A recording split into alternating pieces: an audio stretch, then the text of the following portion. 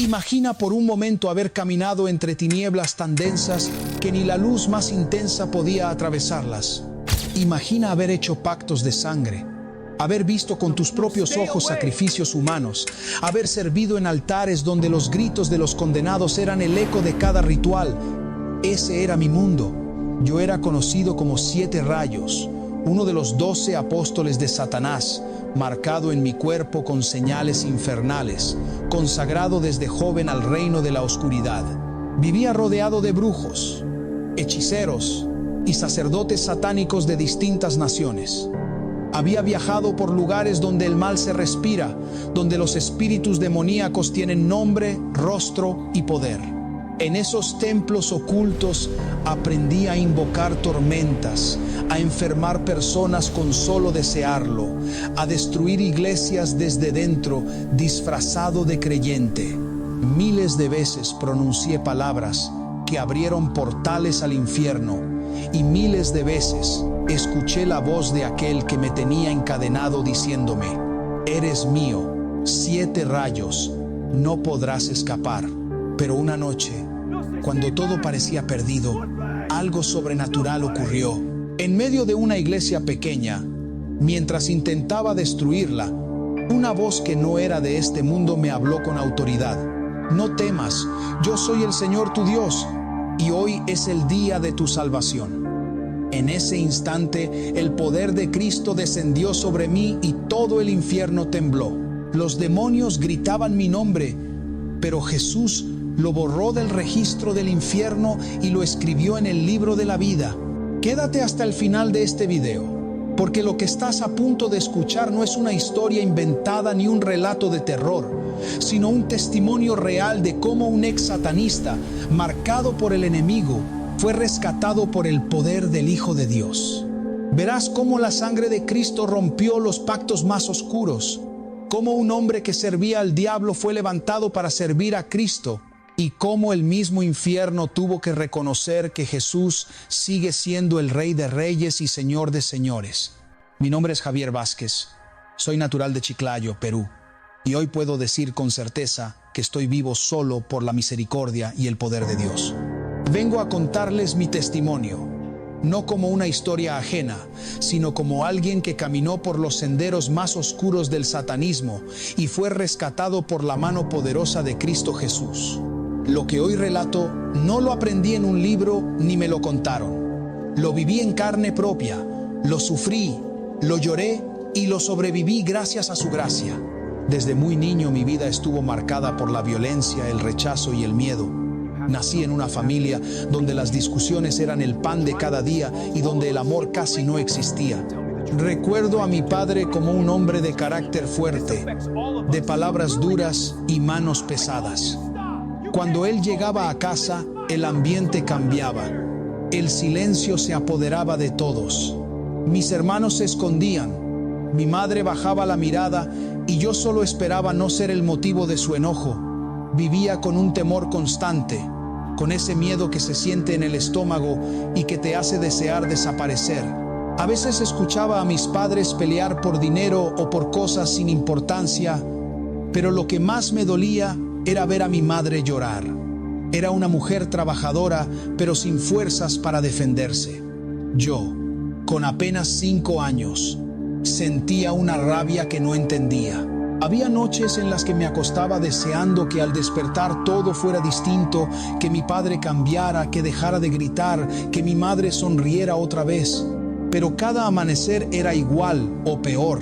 Fue en una de esas noches cuando algo dentro de mí se quebró.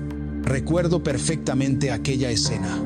Mi padre había golpeado a mi madre con brutalidad y yo, cegado por una fuerza que no era mía, tomé un cuchillo de la cocina.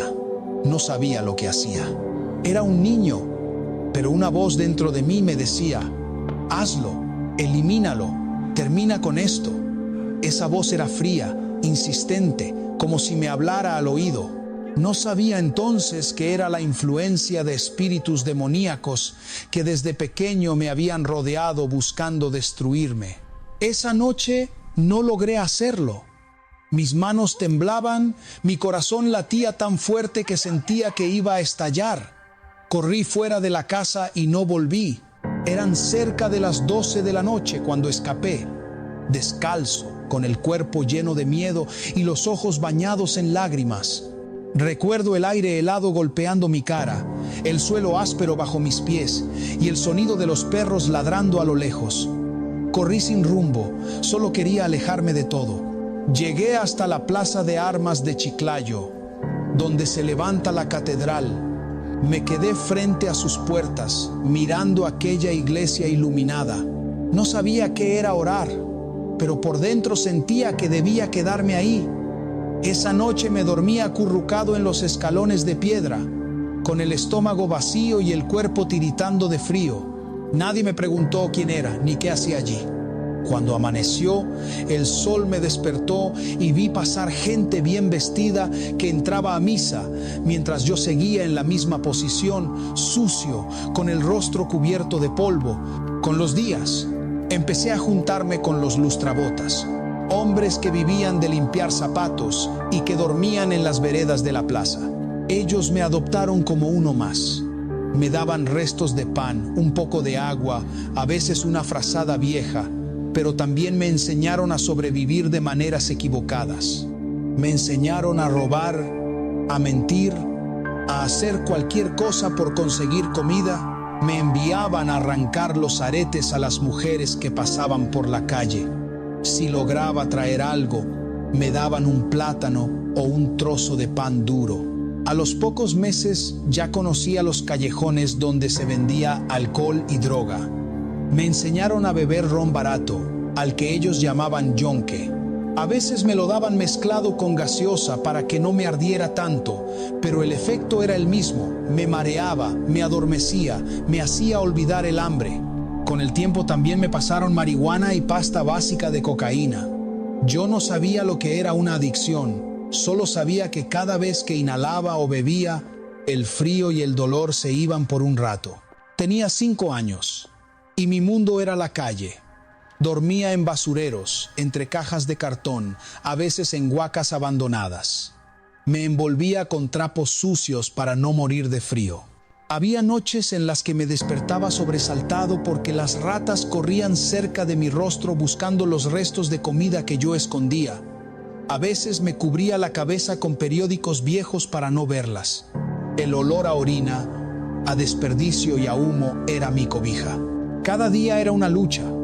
Cuando llovía buscaba refugio bajo los techos de los negocios cerrados. Cuando tenía hambre, revisaba los tachos de basura detrás de los restaurantes. Me alegraba cuando encontraba un pedazo de pan o un hueso con algo de carne.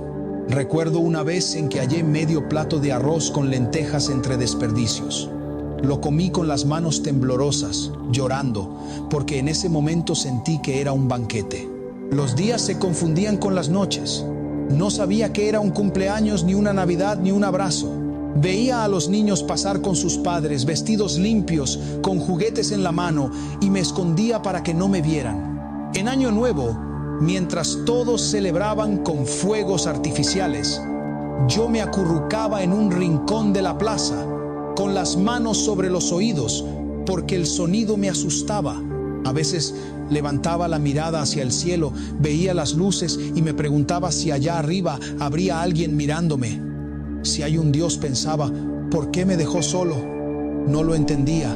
Me dormía llorando y despertaba igual, repitiendo el mismo día una y otra vez. Fue en esa soledad donde el enemigo me encontró. Un día apareció un hombre que me observó por varios días sin decir nada. Vestía de negro, tenía un rostro serio y una mirada que me inquietaba.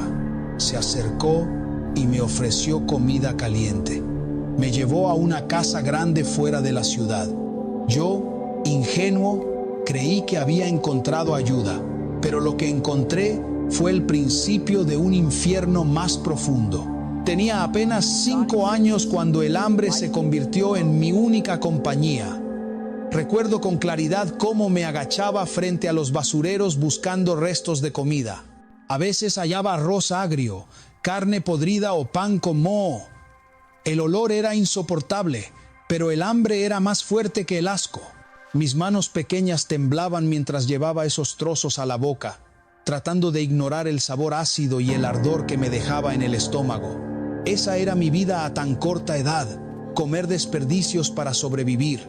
Viví así durante 3 años, de los 5 a los 7.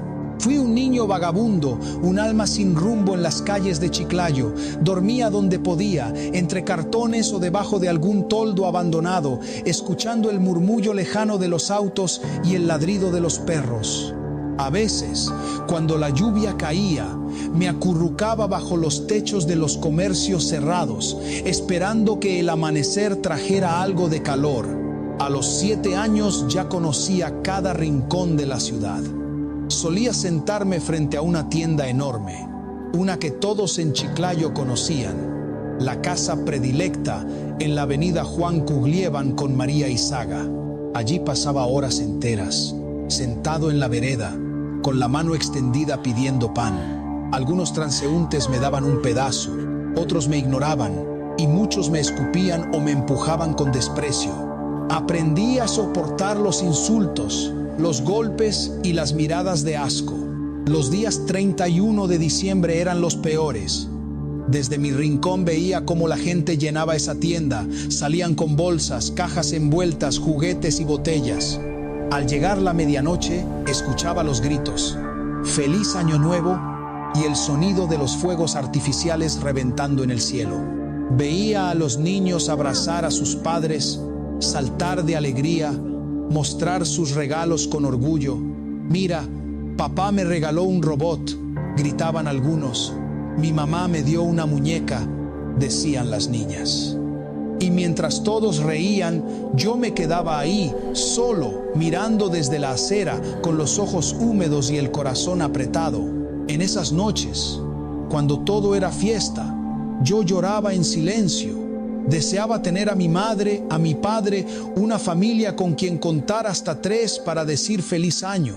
Quería un abrazo, solo uno, aunque sea una vez. Pero nunca lo tuve. Nunca supe lo que era sentir los brazos de mi padre rodeándome. Nunca escuché un hijo, te amo, ni un estoy orgulloso de ti. En mi casa no había palabras dulces, solo gritos y golpes. A veces, cuando el cansancio me vencía, me quedaba mirando el cielo, hablándole a un Dios que no conocía y diciéndole: si de verdad existes, ¿por qué permites que yo viva así? Sentía una mezcla de dolor y rabia, y dentro de mí empezaba a crecer el odio.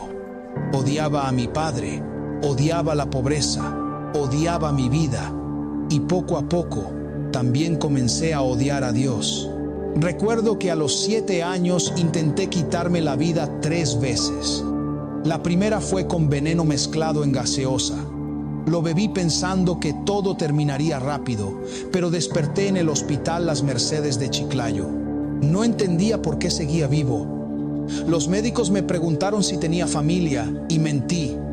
Les dije que no, porque temía que me devolvieran a casa. La segunda vez tomé gasolina, creyendo que ahora sí moriría.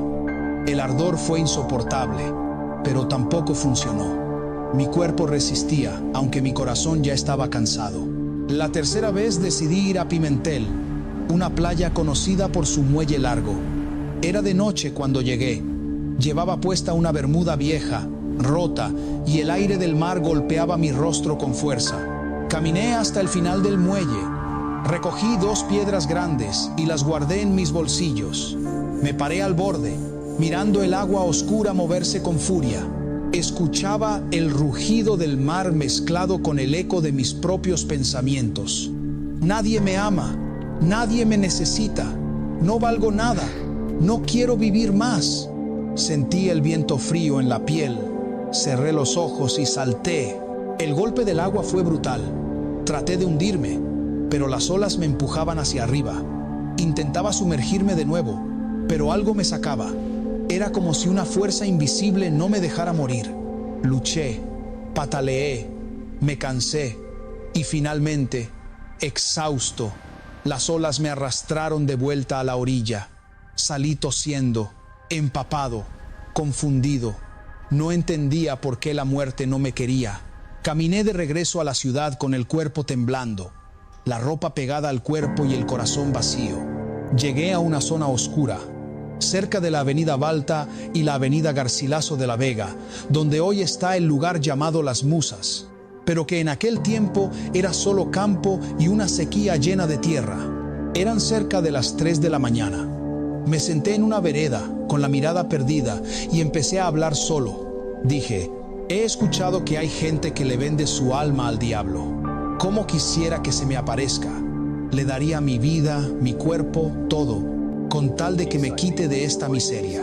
Pronuncié esas palabras con rabia. Quería que alguien me oyera, aunque no fuera Dios. Sentía que Él me había abandonado. En ese instante, el aire cambió.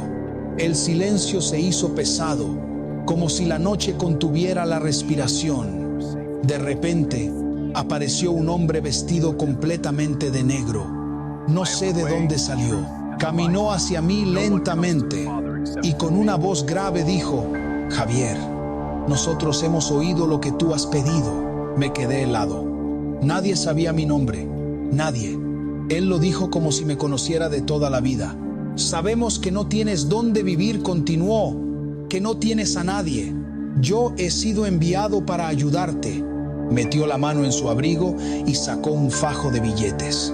Me los puso en la mano y me dijo, esto es solo el comienzo. Si con eso te alegras, tendrás mucho más. Has sido escogido por el príncipe soberano. No entendí de quién hablaba. Solo miré el dinero y pensé en comer. Mis manos temblaban. Era la primera vez en años que alguien me daba algo. Tenía hambre y el olor del pan de los puestos cercanos me hacía casi llorar. Ese hombre me dijo que lo siguiera. Me llevó fuera de la ciudad, a un lugar llamado Salas, en medio del campo. Había una casa grande, tan grande que parecía una mansión. Desde lejos vi luces parpadeantes, pero no eran bombillas, eran velas. Cuando llegamos, me dijo, entra, te están esperando. Pensé que encontraría a su familia, tal vez una esposa, hijos, alguien que me recibiera con comida. Pero cuando puse el pie en la entrada, la puerta se abrió sola y un viento helado me atravesó el cuerpo. Dentro, el aire olía a incienso y a humo. Había figuras extrañas y símbolos que no entendía. Las sombras bailaban sobre las paredes. Entonces escuché un grito. Era un grito de mujer, fuerte, agudo, desgarrador. Sentí que la sangre se me helaba. Mi primer instinto fue correr. Pero al voltear vi que la puerta se había cerrado sola detrás de mí. Intenté abrirla, pero no pude. Mis manos sudaban, mi corazón latía tan fuerte que me dolía el pecho. Era como si una presencia invisible me empujara hacia adentro. No entendía nada, solo era un niño y no sabía que aquella noche marcaría el comienzo del pacto más oscuro de mi vida. Apenas crucé el umbral de aquella casa, una sensación espesa me envolvió. El aire se volvió denso, casi irrespirable. La luz de las velas parpadeaba sobre las paredes, proyectando sombras que se movían como si estuvieran vivas. En ese momento no entendía lo que estaba viendo, solo sentía un terror que me paralizaba el cuerpo. Todo dentro de mí gritaba que debía salir corriendo, pero mis pies no respondían. De pronto escuché gritos. Gritos tan fuertes, tan humanos, que me atravesaron el alma. Sentí el miedo recorrerme como una corriente eléctrica y empecé a gritar con todas mis fuerzas. ¡Sáquenme de aquí! ¡Sáquenme de aquí, por favor! Mi voz rebotaba entre las paredes, pero nadie respondía. Lloraba, temblaba, el corazón me golpeaba el pecho como queriendo escapar. En ese instante, aquel hombre que me había llevado hasta allí apareció de nuevo. No sé cómo entró ni de dónde salió. Caminó hacia mí con calma, con esa mirada fría y tranquila que me hacía sentir aún más miedo.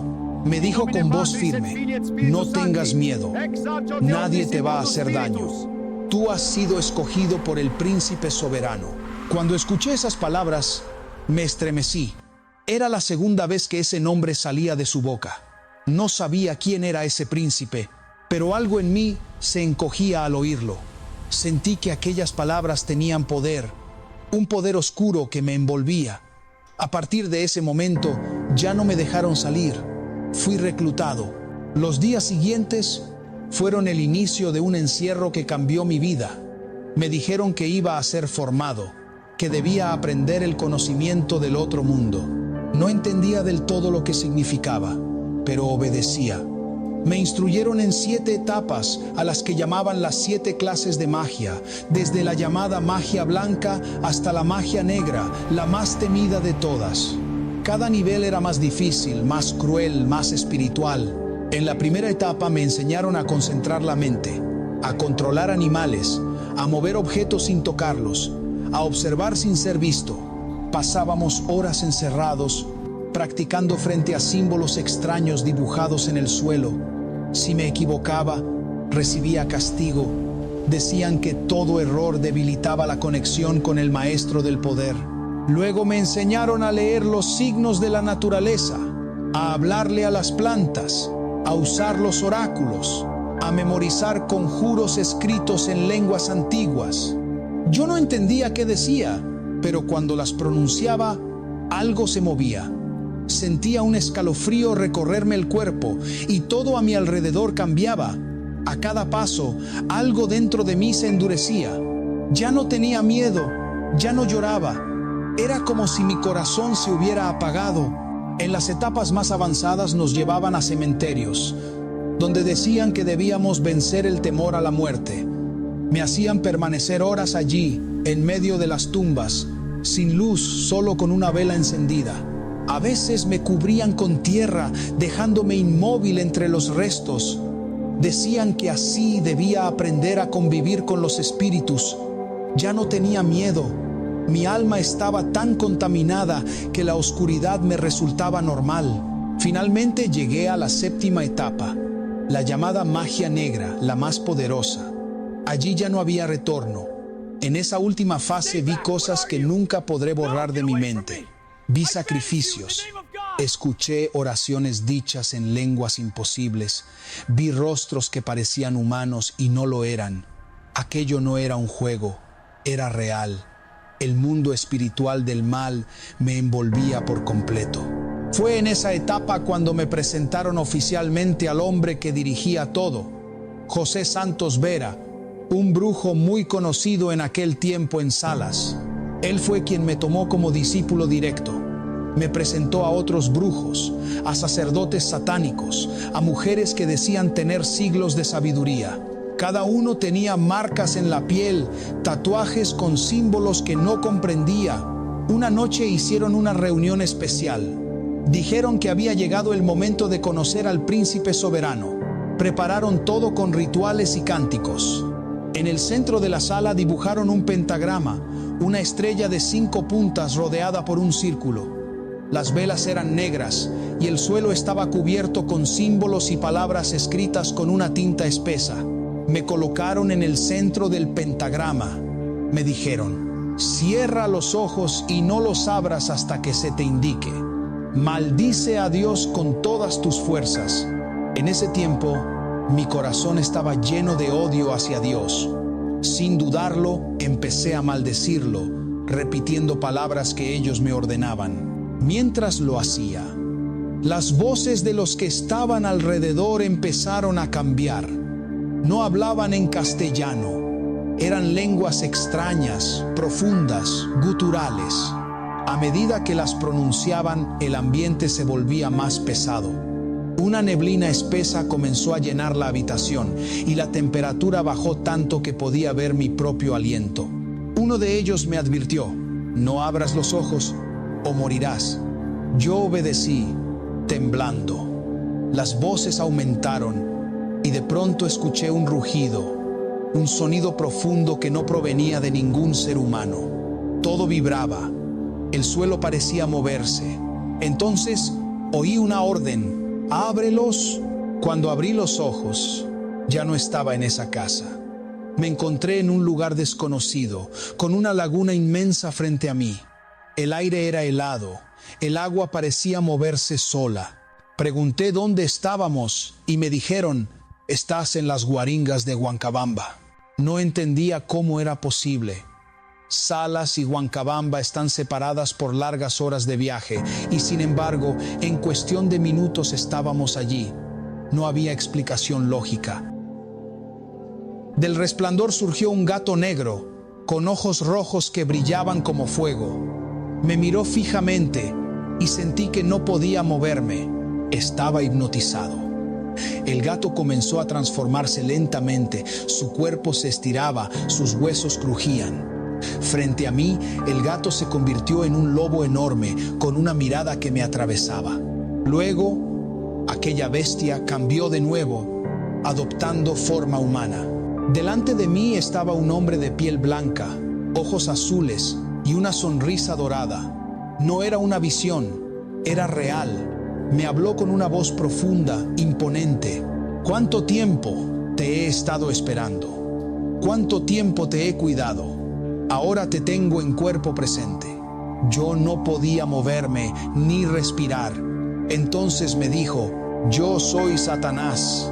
En ese momento comprendí ante quién estaba. Su presencia era fuerte, su voz envolvente. No se parecía en nada al monstruo con cuernos que muestran las caricaturas. Parecía un ser hermoso, luminoso. En su mano apareció una daga con una hoja brillante. Me la extendió y me dijo, tienes que hacer un pacto conmigo. Es un pacto de sangre. Solo necesito 3 gotas de tu brazo izquierdo. Tomé la daga. No sé cómo, pero mis manos se movieron solas. Me corté el brazo y 3 gotas cayeron en su mano. Sentí un dolor que no era físico sino del alma. Era como si algo dentro de mí se desprendiera. Él sonrió, me miró fijamente y dijo, ahora te tengo en cuerpo y alma. Desde hoy, yo seré tu Dios. Su voz resonó en toda la habitación. Sentí que el aire desaparecía. Desde ese instante, supe que había cruzado una línea de la cual no habría vuelta atrás. Sentí su voz muy cerca, como si me hablara dentro de la cabeza. Ahora te daré mi poder. Irás por el mundo entero contra los que me hacen la guerra. Antes de que pudiera responder, extendió su mano y la posó sobre mi cabeza. Fue como si abrieran una compuerta invisible. Algo denso, pesado y helado empezó a entrar por mi coronilla y a recorrerme por dentro. Noté un hormigueo en la nuca, luego una presión en el pecho y de golpe la sensación absurda de que mi cuerpo se desbordaba, que mis huesos no me alcanzaban, como si me estuviera convirtiendo en un animal gigantesco.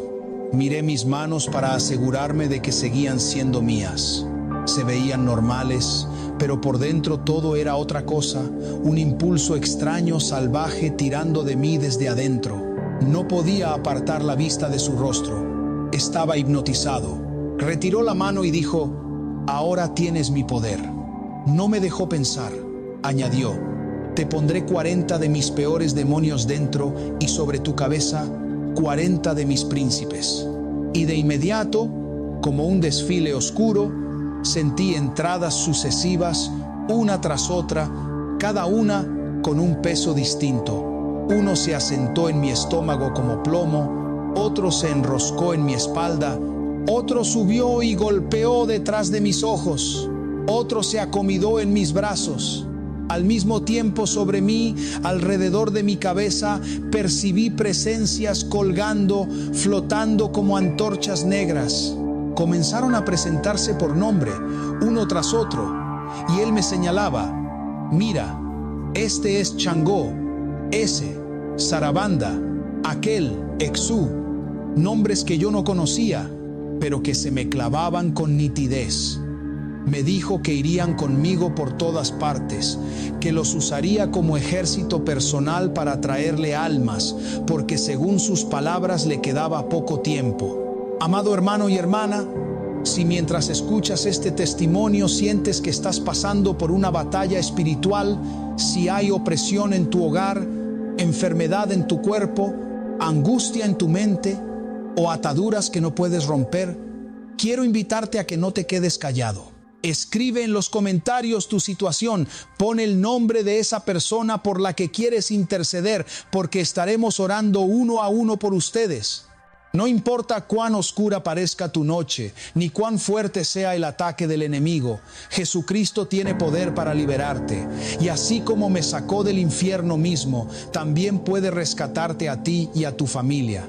Déjalo escrito aquí abajo y únete a esta cadena de fe, porque cada comentario será una petición levantada ante el trono de Dios, y juntos veremos su gloria manifestarse en tu vida. Desde ese día, empecé a notar capacidades que no eran humanas. Descubrí que podía cambiar mi forma, adoptar rasgos de cualquier persona que hubiera visto, imitar su andar, su voz, su manera de mirar. Podía parecer un animal a voluntad, perro callejero para pasar inadvertido, ave para husmear desde los techos, sombra alargada en un pasillo. Aprendí a traspasar paredes. Al comienzo era un zumbido en los oídos y un frío que me cruzaba el pecho. Luego, un paso, y ya estaba al otro lado. Podía teletransportarme con señales precisas que me habían enseñado. Un gesto, una palabra en la lengua prohibida, y el espacio se recogía como una cortina. También me entrenaron para golpear la materia con la mente. Me mostraron a empujar motores a alta velocidad, a cortar el aire frente a las hélices, a tirar de volantes y ejes como si fueran hilos. Me decían, los accidentes más rápidos cosechan más almas. Me llevaron a observar rutas y aeropuertos, no para ver máquinas, sino para identificar debilidades espirituales, lugares sin cobertura, horas frías, personas sin oración. Me repetían que las fallas mecánicas eran la explicación preferida de los hombres, pero que detrás había manos invisibles moviendo piezas que nadie veía. Aprendí algo más: no todos eran objetivo. Nunca me enviaban tras el borracho del callejón o el ladrón del mercado. De esos decían que ya estaban amarrados. Las órdenes eran otras: pastores, mujeres y hombres de oración, gente de alabanza, intercesores que se levantaban de madrugada, personas de rodillas que mencionaban nombres uno por uno. Decían que esos eran estorbo, que abrían brechas en nuestras líneas. Me indicaban congregaciones específicas por nombre y ubicación. Me daban listas de líderes y junto a mis 40 salíamos. Pronto entendí la jerarquía del lado oscuro. Los que llevaba dentro actuaban como huestes y potestades que agitaban la carne, nublaban el pensamiento, provocaban distracciones. Los que flotaban sobre mí operaban como principados y gobernadores que tomaban territorio, cerraban cielos, marcaban perímetros. Me enseñaron a montar esos cercos sobre casas, barrios, templos. Me decían que la guerra no era contra cuerpos, sino contra estructuras invisibles que sostenían o derribaban ciudades enteras. En las misiones contra congregaciones aprendí que no podía atacar de frente. Primero tenía que tocar dos anillos: el cerco de intercesión y el cerco de alabanza, donde había mujeres y hombres intercediendo por su pastor, por sus hijos, por los enfermos, por los que caían. El aire se volvía pesado para nosotros. Las órdenes que recibía se amortiguaban como si chocaran con algo blando pero firme. Si lograba desanimar a los intercesores, enfermedades repentinas, cansancio sin causa, pequeñas peleas domésticas, el anillo se debilitaba. Entonces me ordenaban ir por el segundo, apagar la alabanza. Bastaba inyectar orgullo en un músico, celos en una voz principal, contiendas por turnos o repertorios, ofensas sin pedir perdón. Cuando la alabanza perdía limpieza, el altar quedaba expuesto. En varias ocasiones intenté entrar a templos y no pude. Llegaba invisible hasta la puerta y sentía un muro que no era de cemento. Era una presión caliente que me rechazaba. O veía figuras con espada apostadas en las esquinas del techo y en los pasillos, resplandeciendo con un brillo que no era de este mundo. Otras veces alcanzaba a colarme y al acercarme a ciertas personas me cegaba una luz intensa que les brotaba desde el pecho. No era luz de lámpara ni de sol, era una claridad que ardía y nos obligaba a retroceder. No entendía qué poder era ese. Solo sabía que mientras más limpia estaba la vida de esa persona, más insoportable se volvía para nosotros su cercanía. En las carreteras ocurrió algo que me marcó. Habíamos sido enviados a provocar un siniestro en una ruta larga y oscura. Estaba todo listo. Hora elegida, punto ciego, vehículo pesado adelante. Íbamos a empujar al bus hacia el borde. Cuando comenzamos, algo nos empujó de vuelta. No era viento ni maniobra del chofer. Era una resistencia que sentíamos en el aire, como manos sujetando la carrocería. Al mirar dentro, vi a una mujer orando con los ojos cerrados y la frente húmeda, y supe que lo que nos frenaba venía de esa oración. Recibí la orden de retirarme. No siempre obedecía, pero esa noche fue imposible avanzar. Lo he visto más de una vez. Basta un solo creyente en un vehículo para que todo el plan se venga abajo. Cuando apuntábamos contra pastores, aprendí que si la casa estaba cercada, se notaba desde lejos. Había un brillo quieto en el techo y sombras luminosas como centinelas caminando alrededor. En templos con intercesión encendida, las puertas interiores no se abrían para mí por más señas y conjuros que hiciera. Y si, aún así, intentaba acercarme a alguien consagrado, esa luz interna me golpeaba como una ola y me dejaba sin fuerza.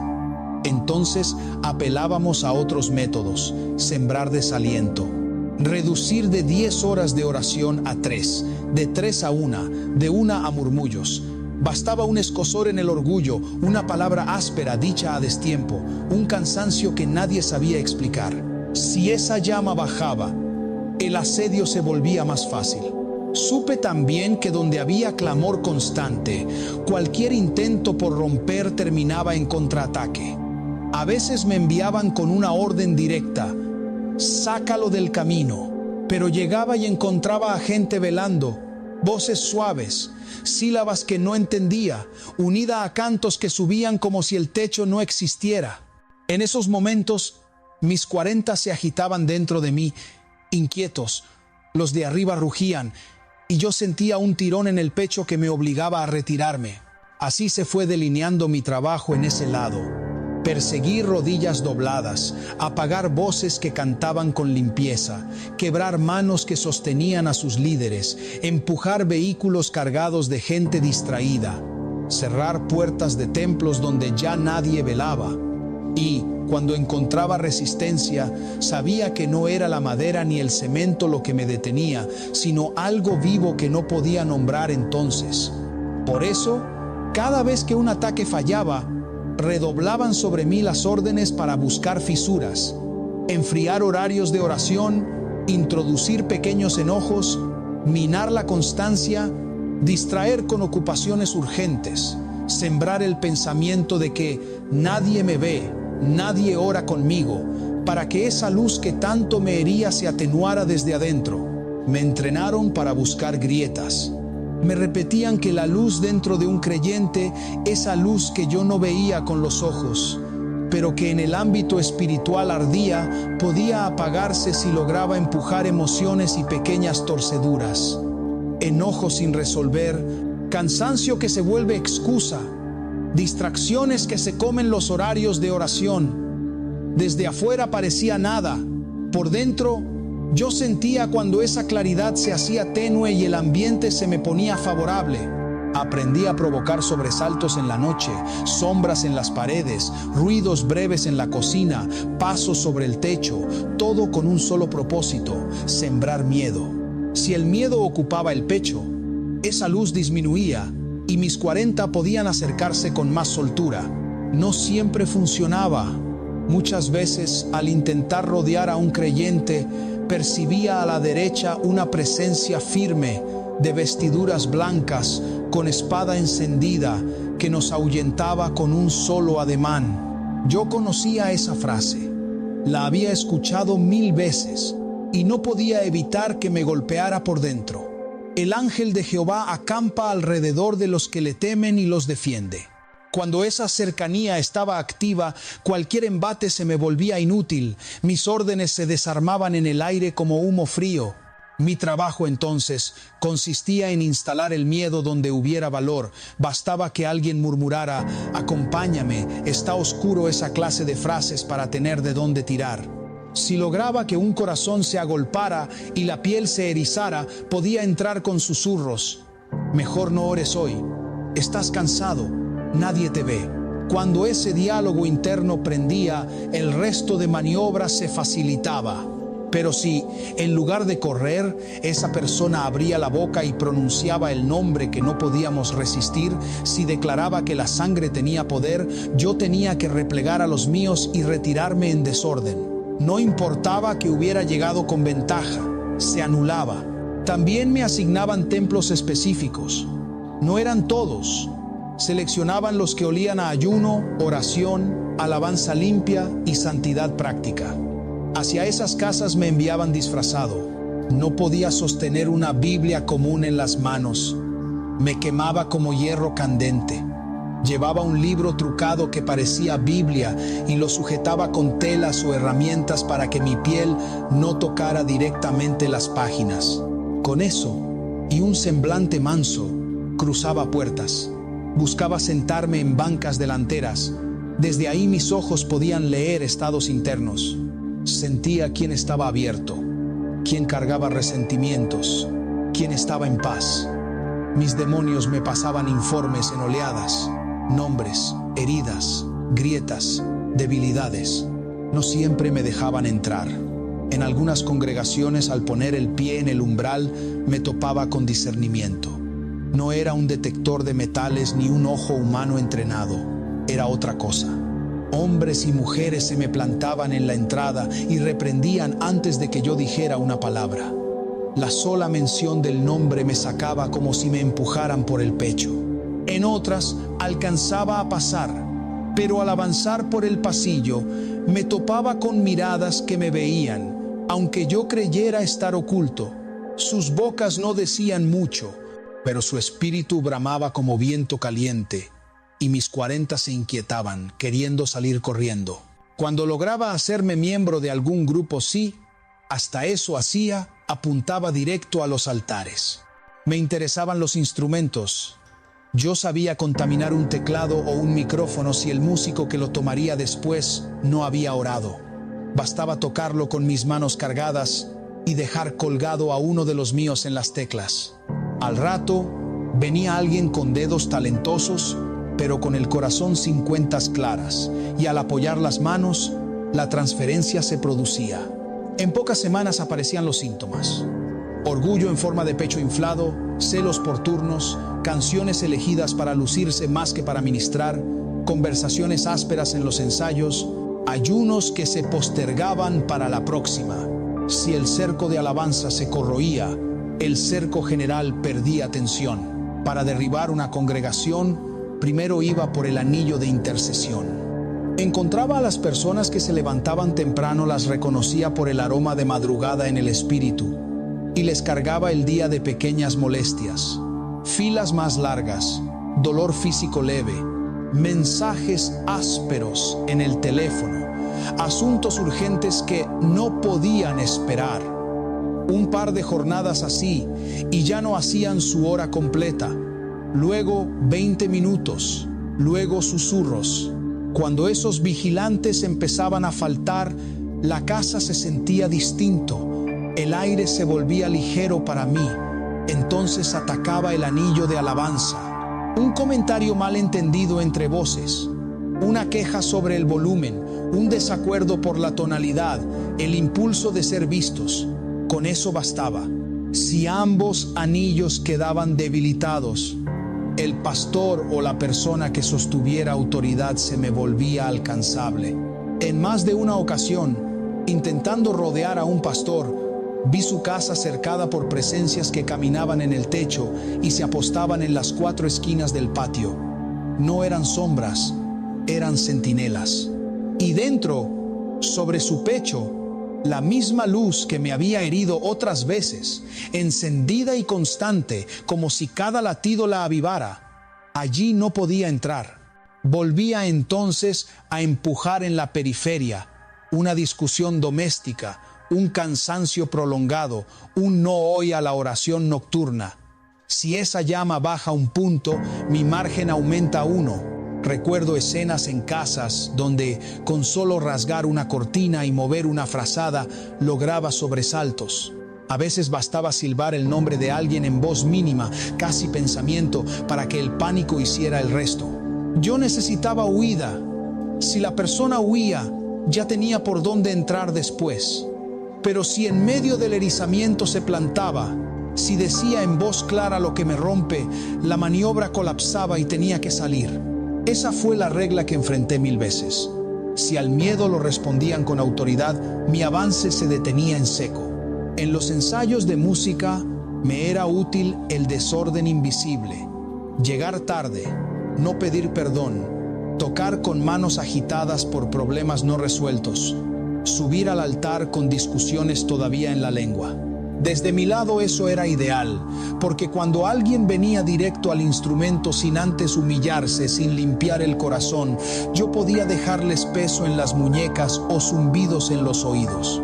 En pocos días se quejaban de dolores, de cansancio, de que ya no se siente lo mismo. Si lograba que cantaran por cantar, el altar se volvía una tarima más. Aún así, había momentos en que todo se me caía. Bastaba que un grupo pequeño, en una sala cualquiera, empezara a adorar con entendimiento. Se volvía otro ambiente, cambiaba el clima del lugar. Los techos se sentían más altos, mis 40 se me quedaban atrás, nerviosos, queriendo cubrirse. Si a esa alabanza se sumaba ayuno real del que endurece la cara pero ablanda el espíritu, mi margen de maniobra quedaba reducido a casi nada. Yo sabía medirlo. Donde había espíritu y verdad, mis herramientas perdían filo. El método de infiltración exigía constancia. A veces me llevaba meses hacerme de un espacio confiable, sentarme adelante, saludar a todos por su nombre, ser útil, dar buenas ofrendas. Funcionaba porque muchos confunden utilidad con pureza.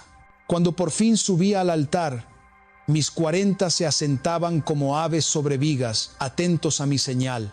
Y si encontraba manos sin oración listas para tocar, dejaba mi carga en los instrumentos. Si en cambio, el que subía caía de rodillas 5, 10, 15 minutos antes, si pedía limpieza y perdón, yo tenía que callar mi plan y buscar otra puerta. Me ordenaban no desperdiciar fuerzas donde no valía la pena. Por eso elegíamos iglesias, buscábamos discernimiento adormecido y orgullo en crecimiento. Donde alguien pedía dones con hambre, discernimiento de espíritus, palabra limpia, carácter manso, yo lo notaba como un olor agrio para mí y prefería rodear, no enfrentar. Donde, en cambio, pedían cosas y no presencia, mi trabajo se volvía sencillo. Así operaba.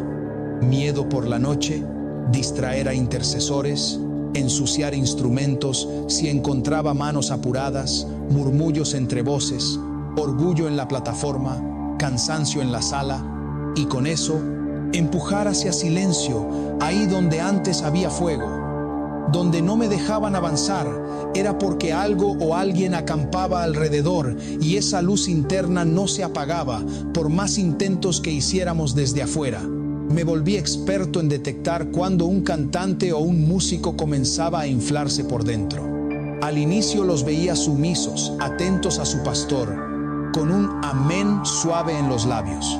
Con el tiempo, si yo conseguía empujarles pequeñas palmaditas al ego, aplausos, comentarios sobre su voz, solicitudes para que solo él dirigiera, el pecho les cambiaba, como pavo en celo.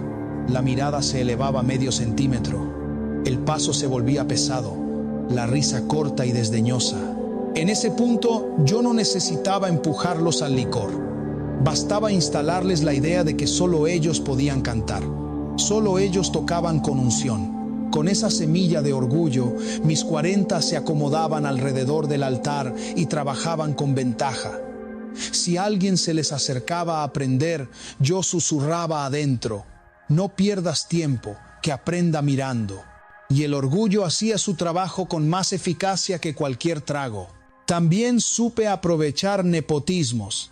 Si en la casa pastoral había un sobrino con ganas de escenario o un hijo con prisa por subir, yo me pegaba a esa ansiedad. No hacía falta que el muchacho viviera limpio.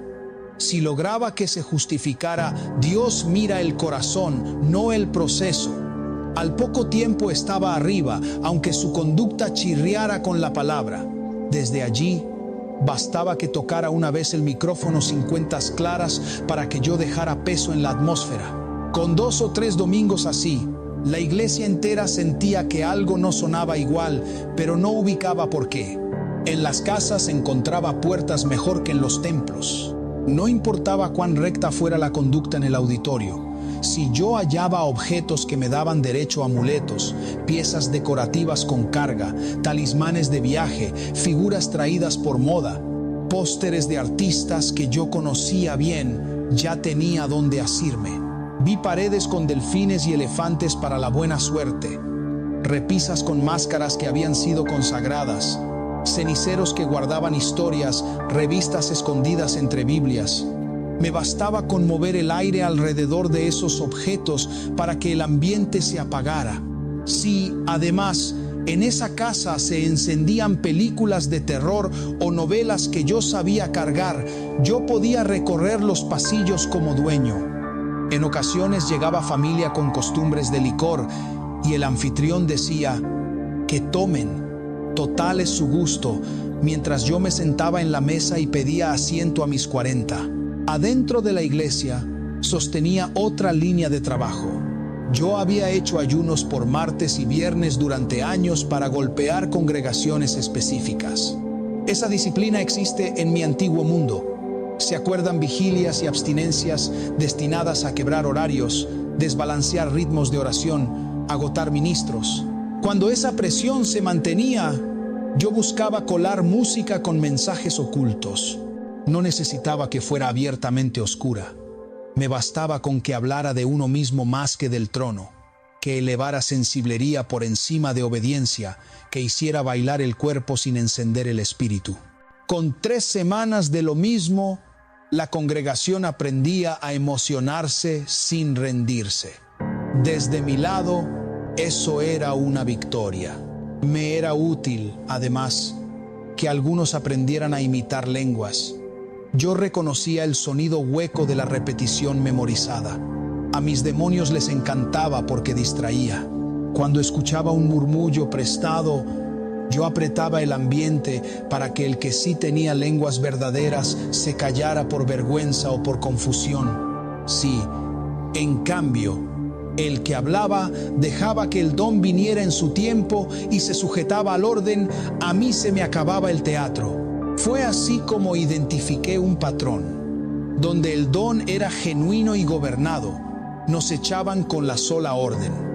Donde el don era imitado, yo me quedaba y armaba ruido. Me fijaba en la estética del altar. Mientras más brillo, más piedras, más trajes destinados a deslumbrar, más disfrutable me resultaba el turno. Yo mismo azuzaba compras innecesarias. Brillos que reflejaran la luz de las lámparas, zapatos que chirriaran.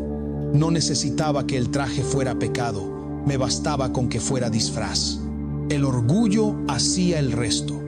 Cuando una persona se veía intocable por su apariencia, yo podía separarla de los demás sin decir palabra. Y así, cuando subía sola, desconectada del cuerpo, y yo me colaba por esa grieta. También aprendí a durar. Me hacía útil para las agendas, cargaba equipos, aprendía repertorios, sonreía a todos, decía Dios te bendiga en el tono exacto. Mientras tanto, iba probando qué canciones abrían la puerta. Si lograba que el repertorio se llenara de letras centradas en la persona, yo ya no necesitaba una puerta grande. Con una grieta me bastaba. Por eso, en mis infiltraciones, evitaba mencionar nombres propios e instituciones en público. Prefería moverme por tendencias. Si alguien mencionaba el Evangelio según San Lucas capítulo 11 y repetía, pedid y se os dará, buscad y hallaréis, llamad y se os abrirá, Yo trabajaba para que pidieran cosas y no presencia, para que buscaran plataformas y no carácter, para que tocaran la puerta de oportunidades y no la del secreto. El texto estaba ahí. Yo lo torcía por dentro. En reuniones donde se preparaban ofrendas musicales, me colaba en la selección. Sugería ritmos que encendieran la piel y adormecieran la conciencia. Si el que dirigía no oraba, yo podía cargarle el cuello y la espalda. Si ayunaba, yo retrocedía. Mi táctica consistía en que todo sonara bien y nada pesara. Con el tiempo, la congregación confundía excelencia técnica con unción, y yo podía pastorear ambientes enteros desde la sombra de una cabina de sonido. Dentro de los hogares, sostenía la infiltración con pequeñas concesiones. Alguien decía, solo hoy veremos esta cinta, o solo por esta vez que tomen aquí. Si en esa casa se nombraba el Espíritu Santo como dueño, yo me quedaba afuera. Si se le daba lugar en teoría pero no en práctica, yo entraba por la cocina. En algunos sitios llegaba familia de visita y mi trabajo era mover límites. Si lograba que el anfitrión privilegiara la paz fácil sobre el orden, esa casa ya era mía por horas. En congregaciones donde el pastor conocía bien a sus ovejas y cuidaba a quien subía al altar, yo tardaba más. No bastaba ser útil ni caer bien. Me topaba con puertas cerradas cuando requerían vida aprobada para cantar, cuando pedían cuentas antes de micrófono, cuando el ensayo empezaba de rodillas y no con el metrónomo. Allí era frecuente que, si traía algo colgado en los dedos por mis 40, el discernimiento lo detectara como un olor y me sacaran sin decir mi nombre. Desde mi lado, aquello era un muro. En otras, la modernización me abría camino. Un ritmo nuevo, una moda que atrae jóvenes, un lenguaje tomado de la calle mal decantado, y yo podía colar mis zurros. No necesitaba ensuciar todas las canciones. Bastaba una, puesta en el lugar exacto del programa, para que el ambiente se desviara medio grado. Con 4 domingos de medio grado, el norte cambiaba sin que lo notaran. Vi de cerca cómo algunos predicadores y cantantes confundían prosperidad con tarifa. Cuando eso pasaba, yo no entraba discutiendo, yo aplaudía. Les ponía oportunidades que pagaran bien y exigieran poco. Agendas que saturaran el calendario y secaran el secreto en casa. Ellos llamaban puerta abierta, yo llamaba trampa. Con suficientes semanas así, el corazón se les quedaba lejos del cuarto donde antes lloraban, y cuando regresaban al altar, yo podía pararme a su lado sin que me notaran. Cuando alguien me preguntaba cómo discernir, mi respuesta interna era siempre la misma. Buscaba señales. Si antes saludaban a todos y ahora pasaban de largo, si antes pedían consejo y ahora solo informaban, si antes enseñaban y ahora presumían, yo marcaba un tic en mi lista. 3 tics me bastaban para organizar a mis 40 alrededor y presionar en el momento del canto. Un temblor mínimo en la voz, una nota apretada, una mirada buscando aprobación, y yo sabía que podía entrar. Aún así, había noches en que todo se me cerraba. Bastaba que, antes de subir, un grupo hiciera silencio y se rindiera de verdad. Bastaba que volvieran a leer en el Evangelio según San Lucas capítulo 11 aquello de pedid y se os dará, buscad y hallaréis, llamad y se os abrirá. Pero esta vez pidiendo fuego, buscando rostro, llamando a la puerta del secreto. Cuando eso ocurría, mis 40 se me despegaban como hojas mojadas y yo me quedaba solo, con las manos frías, mirando un altar que no podía tomar. Pasé años en esa tarea. Destruir iglesias. No entraba a cualquiera. Me señalaban congregaciones específicas con nombre y dirección, y yo me presentaba como un hermano más. Aprendí a leer los matrimonios desde la puerta. Una mirada sostenida de más, un saludo que se quedaba pegado en la mano, un asiento casual junto a la hermana cuyo esposo trabajaba de noche. Y ya tenía un hilo del cual tirar. A los casados les sembraba conversaciones espirituales que terminaban en confidencias. A las casadas, elogios discretos envueltos en lenguaje piadoso. Mi objetivo era mover límites hasta que alguien cayera. Por dentro, yo repetía una consigna: si yo lograba romper pudor y disciplina, el resto de la iglesia se aflojaba sola. En esos recorridos, pedía una cosa con insistencia: discernimiento ausente. Si la gente asistía por costumbre o por carne y no a buscar a Dios, yo podía montar escenario. Bastaba con que en los pasillos se aceptaran bromas ambiguas, con que a los jóvenes se les pasara una insinuación, con que el consejo se cambiara por chisme. Si alguien me servía de antena, yo soplaba: cuéntalo en oración. Y lo que debía tratarse de frente se regaba como veneno. Con 2 o 3 semanas, el ambiente olería a división. Yo conocía bien el siguiente paso: culpas cruzadas, bando suavecito, y el altar ya no tenía la misma fuerza. Cuando mi encargo decía: esa iglesia en tal barrio debe caer, yo organizaba mis 40 alrededor de los líderes. Si no podía con ellos, el costo me llegaba caro. Los demonios dentro de mí me hacían pagar con torturas. Mis brazos y mis piernas quedaron marcados por sesiones en las que me colgaban y me flagelaban por fallar. Por eso, cuando yo veía una congregación con oración constante, ayuno sostenido y unidad real, mi estrategia era cansarlos por los bordes, encender el chisme, desgastar la intercesión, inocular suspicacia contra el pastor y su esposa. Si alguien venía a mi puerta con un ¿supiste lo que dijeron de?, yo lo recibía con café y lo empujaba a compartir la carga. Y en su boca el chisme se hacía ministerio. Dentro del templo buscaba los resortes que mueven gente: llamadas para conversar en casas ajenas, visitas pastorales sin cobertura, mensajes anónimos que advierten en amor. En otra ciudad, con la fecha de 31 de octubre a la vuelta de la esquina, vi escuelas organizando disfraces y comercios levantando decoraciones desde septiembre. No costaba nada que un niño tocara la puerta con una bolsa y recibiera un dulce con un "que te vaya bien". Yo sabía lo que firmaban con esas manos sin tinta. No hacía falta una gran ceremonia, bastaba el hábito. Esa semana pesaba distinto. Quienes sabían, apagaban luces y oraban. Quienes no sabían, abrían puertas y reían. Yo prefería las calles donde el ruido cubría la conciencia. En mis idas a recintos privados vi una figura con cabeza de buey, brazos abiertos y un hueco como vientre que tragaba fuego. A esa boca llegaron ofrendas y cosas que no escribí en papel. En documentos internos lo llamaban rito. En la hoja de agenda, acto. A mí no me enseñaron doctrina, me dieron tareas. Yo cumplía. En paralelo, mantenía mi agenda en iglesias. Dividir cuando se pudiera, cansar cuando no, probar puertas, tentar bordes, alar por adentro.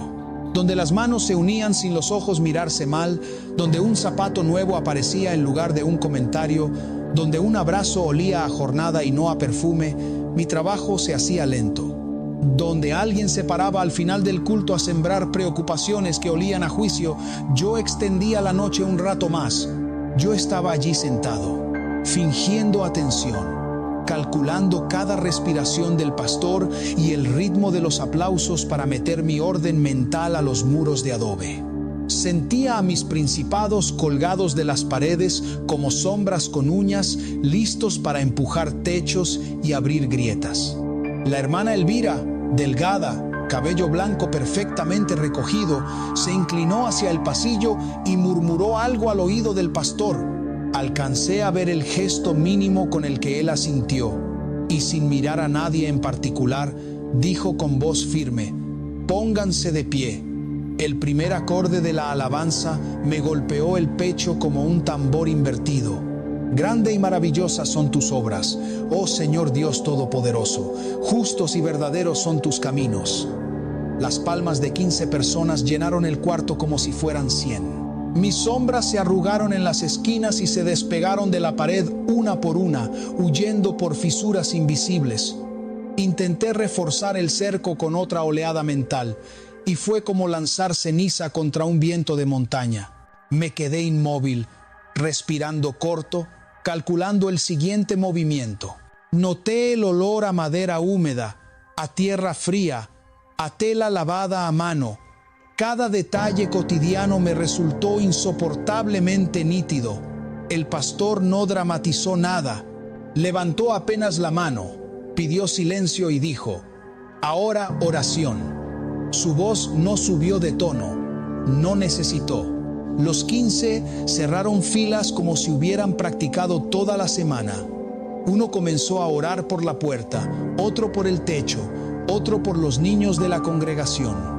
Cuando él pronunció con claridad: la sangre de Cristo tiene poder, algo me reventó por dentro, como si me hubieran abierto una válvula detrás de la nuca. Sentí un zumbido bajo en los oídos y un golpe seco en los senos paranasales. Al llevarme la mano, la yema me volvió roja. La nariz y los oídos me sangraban y al tragar distinguí el hierro tibio en la lengua. Los demonios por dentro empezaron a arrastrarse como culebras mojadas, nerviosos, pidiéndome que me moviera. Lo intenté. Planté el pie derecho para levantarme del banco y en ese mismo instante me sujetaron por detrás. No eran brazos humanos. La presión me tomó exacta bajo las axilas, cruzó los hombros y cerró en el esternón. Podía sentir el contorno de algo liso y sólido, un cerco que me rodeaba desde la espalda hasta el pecho, inmovilizándome. Los músculos me temblaban por el esfuerzo de incorporarme y los dientes me castañetearon por pura rabia contenida.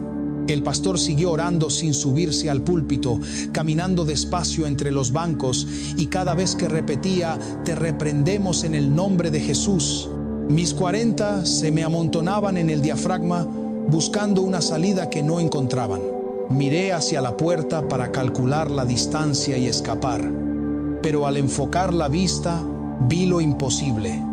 Una especie de espesor vibrando en el umbral, como aire caliente sobre piedra, ondulando con cada palabra de la gente. Cuando el pastor dijo: tomamos autoridad, la vibración subió de tono y sentí un latigazo que me cruzó la frente. Intenté modular una contraorden, llamé a refuerzos con el gesto mínimo del dedo, el que usaba para convocar más entidades, y la señal me regresó como eco aplastado. Desde afuera, una voz conocida rebotó en mis pensamientos con furia: 7 rayos, salte corriendo, empuja a esos perros, otro día entras. Apreté la mandíbula. Di el segundo impulso para levantarme y el cerco se apretó más. No había dedos ni uñas, pero el abrazo era real y me clavó al asiento con autoridad de piedra. El coro siguió, sin alardes. Una sola estrofa repetida con pulso terco, una melodía sencilla sostenida por palmas que no perdían compás. Los principados que quedaban afuera rasparon las paredes como animales atrapados y luego huyeron al campo abierto, y yo los sentí irse como si me arrancaran raíces de los tobillos. El pastor, ahora a 2 bancos de distancia, cambió el ritmo de su oración. No gritó, nombró cosas específicas. Habló de espíritus de muerte y de espíritus de engaño, y cada palabra me cayó con peso de martillo en el pecho. Un hilo de sangre me escurrió por el lóbulo de la oreja y se quedó frío en el cuello. Busqué aire y me llegó a pedazos.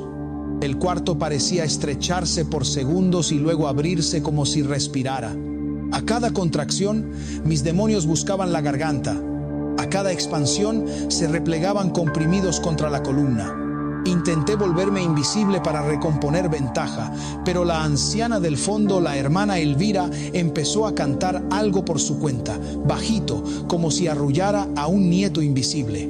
2 de las 15 voces se unieron a la suya. El timbre viejo de esa mujer me raspó por dentro como si fueran uñas limpiando hollín. El pastor no la interrumpió, dejó que su canto siguiera y solo añadió frases cortas entre respiración y respiración, como quien coloca estacas alrededor de una parcela recién cercada. Cuando pronunció de nuevo: en el nombre de Jesús, los bordes del abrazo que me aprisionaba se templaron todavía más, de frío a acero. Mis manos entonces se me volvieron ajenas. Los dedos se estiraron solos, como si les estuvieran abriendo articulación por articulación, y se me cayó del puño cerrado el gesto con el que yo solía dar órdenes. El aliento me entraba a golpes. Conté 3, 4, 5 exhalaciones cortas. A la sexta, un silbido largo se me escapó del pecho. En ese punto ya no podía medir fuerzas ni distancias. La luz de la lámpara del techo hizo un anillo en mis ojos y el borde del banco me pareció un muelle en oleaje. Me sostuve con las rodillas, todavía sujeto por aquello que no veía. Sentí a la hermana Elvira moverse, no la vi. La sentí cruzando el pasillo con pasos pequeños y seguros. Se detuvo en la fila donde yo estaba, a 2 asientos, sin tocarme. Dijo una frase corta que no repetí en voz alta. El pastor, a 3 metros, respondió con otra frase, una sola, firme, y el aire cambió de densidad. Algo como un clic me cortó la vista en 2. El sonido del cuarto se fue a lo hondo, como cuando uno se sumerge y todo queda amortiguado. Traté de girar el cuello hacia la puerta para hacer mi último intento, pero la inmovilidad creció hasta volverse niebla. Me pasó por encima como una ola lenta. Apreté los dientes para no perder el eje. El temblor en las piernas subió a las caderas, heló la boca del estómago y me vació la cabeza de ruido. Los nombres que yo manejaba con tanta rapidez, mis listas, mis rutas, mis señales se me desordenaron como hojas baratas en un viento de agosto. La madera del banco dejó de dolerme en la espalda. La sangre ya no corría caliente, sino espesa y fría en el borde de la mandíbula. Alcancé a registrar un último destello en el umbral, un rebrillo similar al de una lámina pulida bajo sol de mediodía, y entonces la oscuridad se me cerró por dentro, callada, sin estruendo, como cuando se apagan las luces de un teatro después del tercer timbre. Recuperé el conocimiento de golpe y me encontré frente al altar. Sentí el peso de la madera fría bajo mis pies, pero no podía moverme. Algo me pegaba al suelo, como si mis botas estuvieran empastadas en la tierra. Quise salir corriendo, pero era como si mis pies hubiesen quedado adheridos con cera. A mi lado izquierdo se abrió de repente un hueco en el suelo. El olor a humedad y a tierra removida llenó el aire. Escuchaba al pastor y a los hermanos orando con voces entrecortadas, y en mi cabeza solo resonaba una voz distinta, la suya. 7 rayos, vente conmigo. Tú no me puedes traicionar, eres mío. Sentía, como quien repasa un expediente, que me enumeraba todas las muertes que había cometido. Cada nombre golpeaba mi pecho como un martillo. La presión aumentó. Alguien, no era una mano humana, comenzó a pegarme golpes que buscaban doblarme, arrancarme la voluntad. Me empujaron hasta que caí de rodillas. Luché para no arrodillarme, pero el cansancio y los golpes me vencieron. Mientras mi cuerpo temblaba, por segunda vez escuché una voz distinta, un murmullo limpio que venía desde otra dimensión. No temas, yo soy el Señor tu Dios. Hoy es el día de tu salvación. Esa voz me atravesó como un rayo de luz blanca que se filtró por una grieta en la oscuridad. El hombre de vestiduras blancas apareció envuelto en una claridad que no podía describir con palabras humanas. Su presencia tenía un calor sereno y una autoridad que hacía retroceder el miedo. Todavía llevaba conmigo los 40 demonios.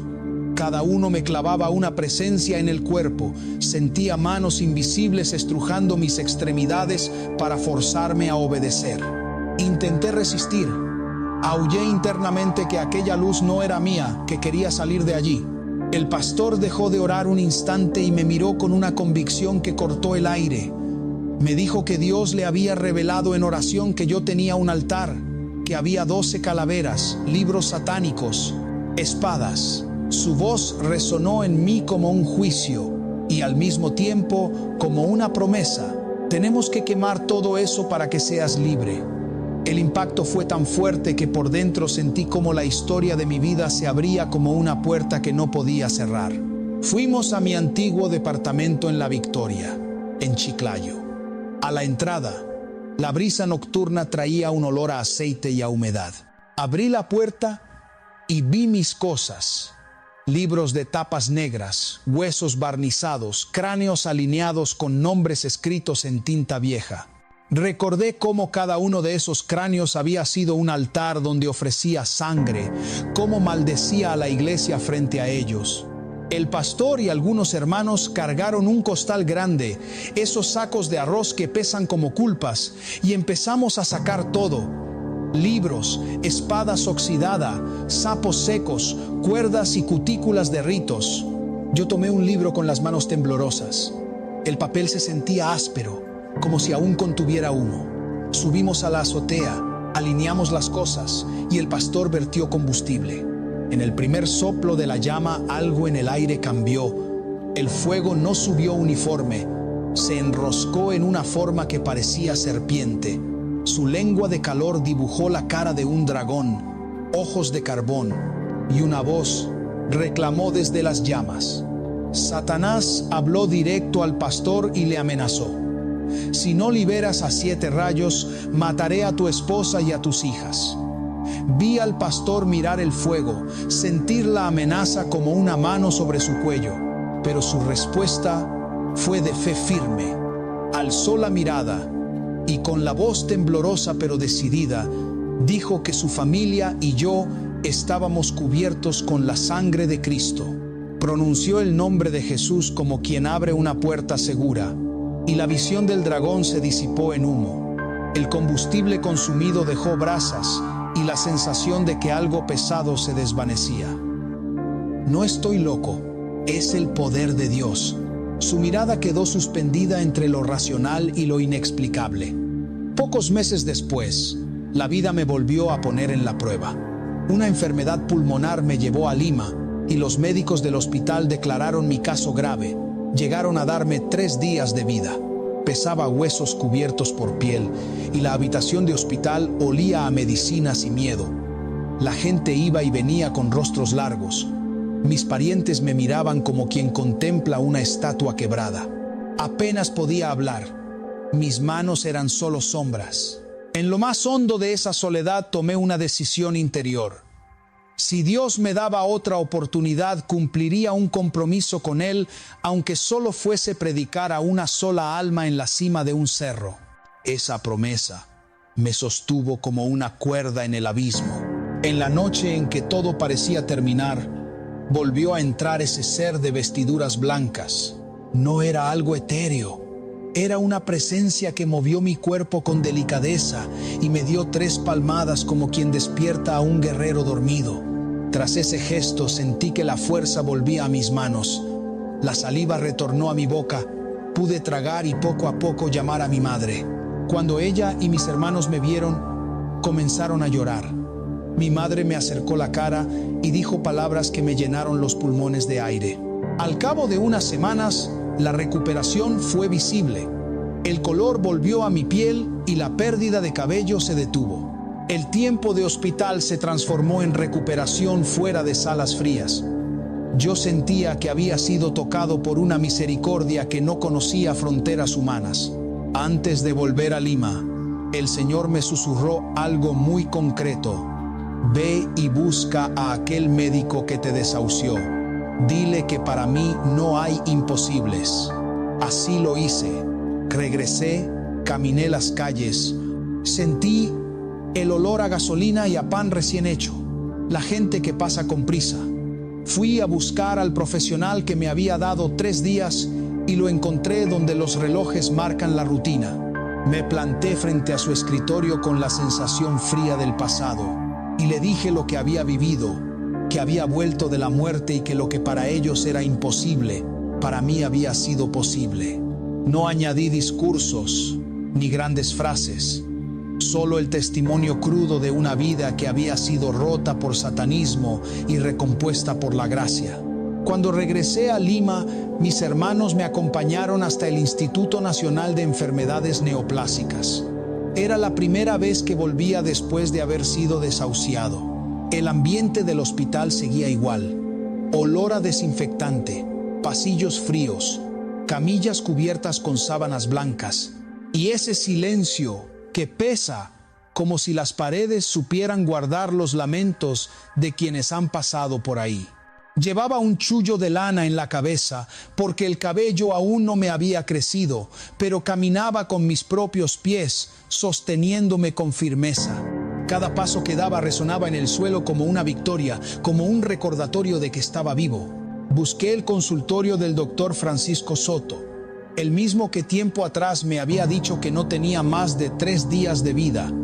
Lo encontré sentado detrás de su escritorio, revisando papeles con el ceño fruncido. Me acerqué despacio y le dije: «Doctor, ¿se acuerda de mí?». Él levantó la vista apenas un segundo, sin reconocerme. «He visto a tantos pacientes. ¿Quién eres tú?», me respondió con desinterés. Le contesté: «Soy Javier Vázquez Bravo, el paciente de la cama 6». En ese instante, el hombre abrió los ojos con asombro. Se quedó mudo. Me observó de arriba abajo y apenas pudo murmurar: «¿Aún estás vivo?». «Sí, doctor. Estoy vivo», le dije con calma.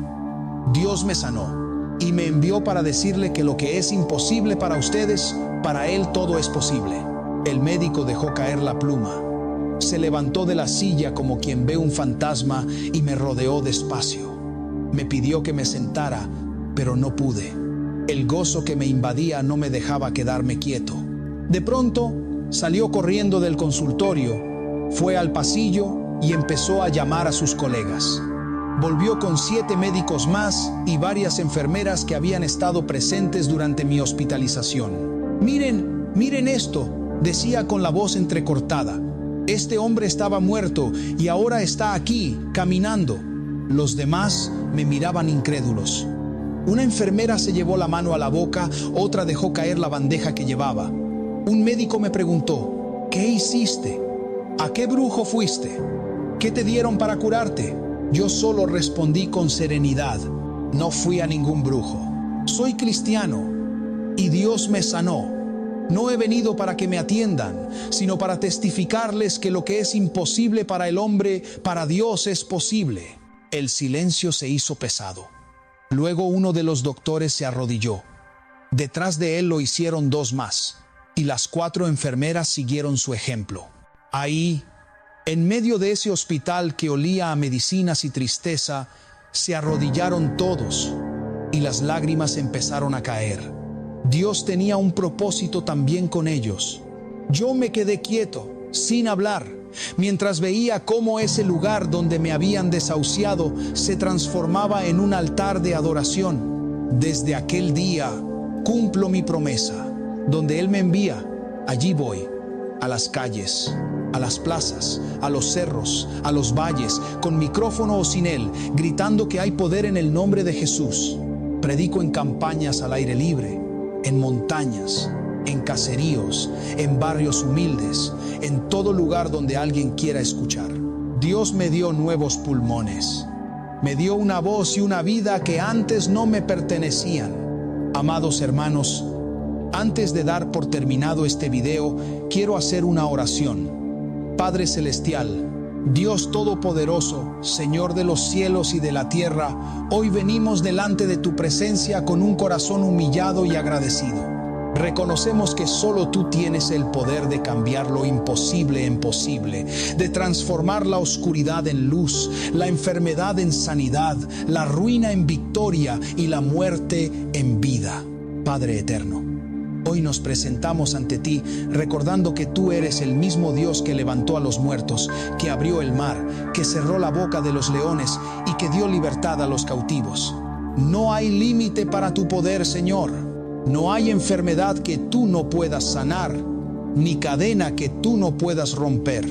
Hoy, en el nombre poderoso de Jesús de Nazaret, levantamos nuestra voz en unidad, clamando por todos aquellos que se encuentran enfermos, abatidos, sin esperanza, sin fuerza. Señor, extiende tu mano poderosa sobre cada cuerpo dolido, sobre cada órgano enfermo, sobre cada hueso fracturado. Declaro que por las llagas de Cristo somos curados y que la sangre derramada en la cruz limpia, restaura y sana completamente. Espíritu Santo, te pedimos que llenes este lugar, Que tu presencia se mueva con libertad, que tu fuego descienda y purifique, que tu aceite fresco corra sobre nuestras manos, sobre nuestros cuerpos, sobre nuestras familias. Derrama ese aceite que representa tu unción, esa unción que rompe yugos, que libera mentes, que sana corazones quebrantados.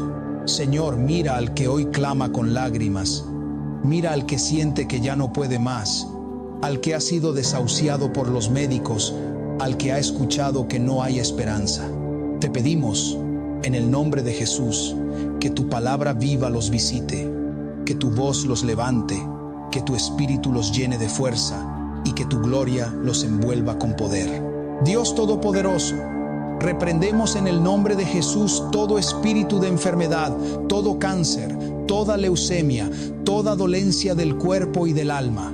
Reprendemos la depresión, el miedo, la angustia, la ansiedad y declaramos libertad sobre cada vida. Te alabamos, Señor, porque tú sigues haciendo milagros. Eres el mismo ayer, hoy y por los siglos. Gracias por tu amor, por tu fidelidad, por tu misericordia que no tiene fin. Hoy te decimos, Señor Jesús, entra en nuestras vidas, sana nuestras heridas, liberta nuestras almas, perdona nuestros pecados, escríbenos en el libro de la vida y nunca nos dejes apartar de ti. Padre, en tus manos entregamos todo, nuestro cuerpo, nuestra mente, nuestro espíritu, nuestras familias y nuestro futuro. Que se cumpla tu voluntad en nosotros y que cada día podamos ser testimonio vivo de tu poder. Lo pedimos todo en el nombre poderoso de Jesús de Nazaret, nombre que está sobre todo nombre, ante el cual toda rodilla se dobla y toda lengua confiesa que Él es Señor. Amén y amén.